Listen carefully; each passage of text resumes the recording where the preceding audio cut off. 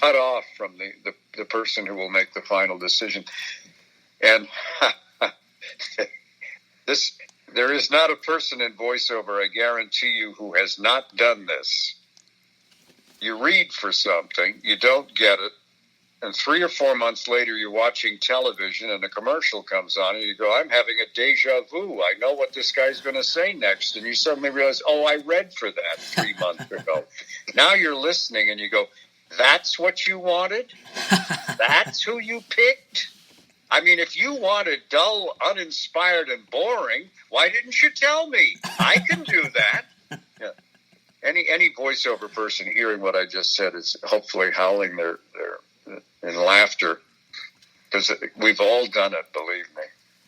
So I guess that's my biggest frustration is, not knowing necessarily what people want. Yeah.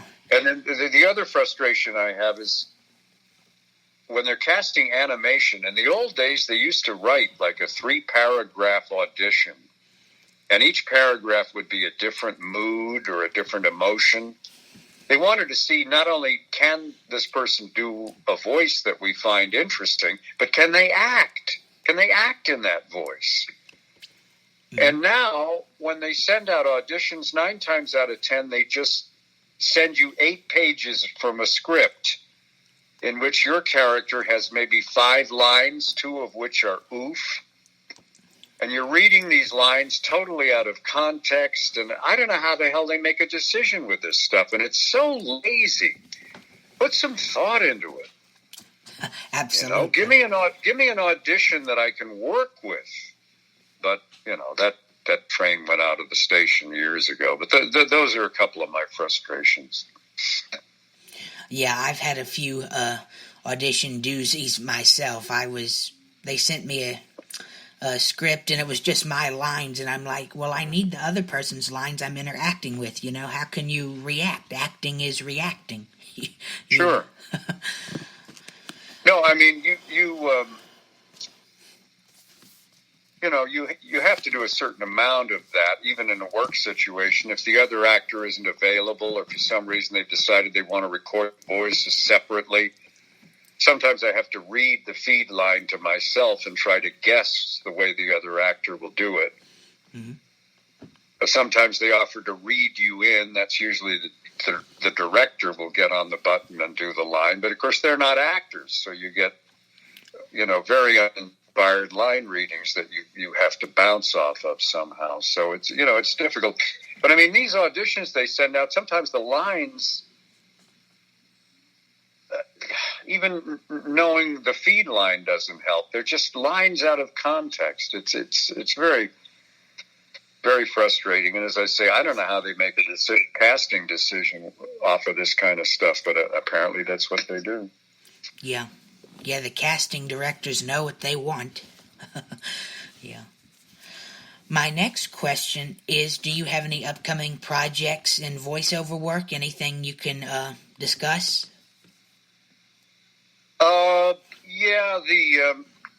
I stumbled into an area of the business that I heretofore had never experienced, and I wound up being the announcer on a reboot of a game show called Press Your Luck. Oh, wow.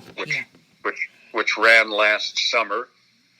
I'm the announcer, and I'm also the voice of the whammy, although you couldn't tell because I'm way up here when I do it. And then they even augment it to even more technically to make it sound weird. So it could be anybody, but anyway, it's me. And it's a summer replacement on ABC, part of a package they call Summer Fun and Games. And last year we did 8. This year we're going to do 12. And so that's exciting. I've never done a game show before, so after all these years, you'd have thought I'd have done everything there was to do in the business, but it seems like there's always something new coming along. So yeah, that's part of what keeps it interesting, Oh yeah, this business is very unpredictable. You never know what can pop up. Right. My last question to you is, and I know we talked a little bit about this, but do you have any other pieces of advice for people who want to get started in this industry?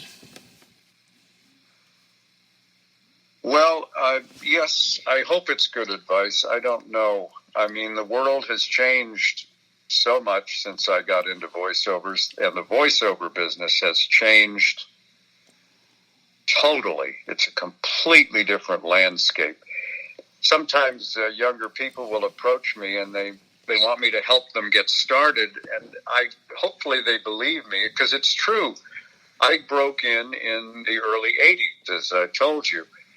And I am one of the world's leading experts on how to get into voiceovers if it's 1981. But that's not going to help somebody in 2020. So, but I got to believe that certain fundamental principles still apply, and I call them the 3 Ps. And it's basically practice and persistence and patience. A lot of young people, and I was like that too, want to get to the top in 6 months. Mm-hmm. And you can't blame them, especially these days where you pick up a newspaper. Nobody picks up a newspaper anymore, but you go online and you read about some guy who's 27 and he thought up some clever app and he's now a multi-billionaire. And I can't blame a young person for saying, well, why not me? But, that kind of thing is incredibly rare. And for most of us, you just got to climb the ladder one rung at a time. But a lot of people think, it's connections. You got to know somebody. Well, yeah, that can be helpful sometimes. But the bottom line is you need to be practicing your craft on a daily basis any way that you can. If you're not in the business, go down to the Greyhound bus depot and make bus announcements. I'm joking, but anything. You mentioned community theater. I mean, any kind of performing is going to help you in the long run. And of course, in the privacy of your home, and it's gotten so easy now. I mean, all these little audio programs you can put on your computer, and you don't need to spend a whole lot on a microphone. I mean, there's nothing stopping you from practicing at home. Everything, whatever you want to do, commercials, maybe if you like an animated show, record the thing and transcribe the character's lines and try doing them yourself. Think to yourself, maybe I can come up with a different voice for this character or a better voice for this character. But anyway, like the old lady said to the kid who asked her, how do I get to Carnegie Hall? Practice, darling, practice. And then there's persistence, which just means being in it for the long haul. And, when they knock you down, you get back up off the canvas and come back swinging without hopefully being obnoxious. And that's a fine line. You're trying to promote yourself, and sometimes you can maybe go over the line and bother somebody a little too much. So you kind of got to watch out for that. And then just patience. Recognize that you're in it for the long haul, and you're not going to build a career on meeting some guy at a party. Unless you've done your homework. I mean, yes, maybe you get a lucky break. You meet a producer who takes a shine to you and says, you know what, kid, I'm going to bring you in on this campaign. What the hell? But if you haven't done your practice, he's soon going to get rid of you. There's a line that I quote in the book from another book that I love very much. It was Robert Evans' book, The Kid Stays in the Picture. Mm-hmm. And his definition of luck is when opportunity meets preparation. Now, you can't control the opportunities that come your way, but you sure as hell can control preparation. You can do that anytime, anywhere, Absolutely. And there's nothing sadder than someone who gets a big break and hasn't done their homework and fails. Tragic. So that would be my advice. The old tried and true 3 Ps, and yeah, best of luck. Yeah, that's the most important pieces of advice to follow. Be persistent and take an acting class or do many lessons. There's always room to learn. You never stop learning. And so absolutely. And this business is not for everybody, but if you're persistent and want to do it, you go out and do it. But be prepared. Yeah, absolutely. Well, before I let you go, where can people find your book? Do you have a website? Is it neilross.com? Is that? There is a website, neilross.com. That is more for folks who might be interested in hiring me. There are a lot of demos on there. Okay. And I certainly have no problem with somebody going there and listening to the demos if they want to. When you go to that site, you will see a banner that will send you to the book site. And this is the book site, neilbook.com, neilbook.com. Or you could put Vocal Recall into Amazon, and it will probably ferret it out for you. But Neil Book, who couldn't remember that? Absolutely.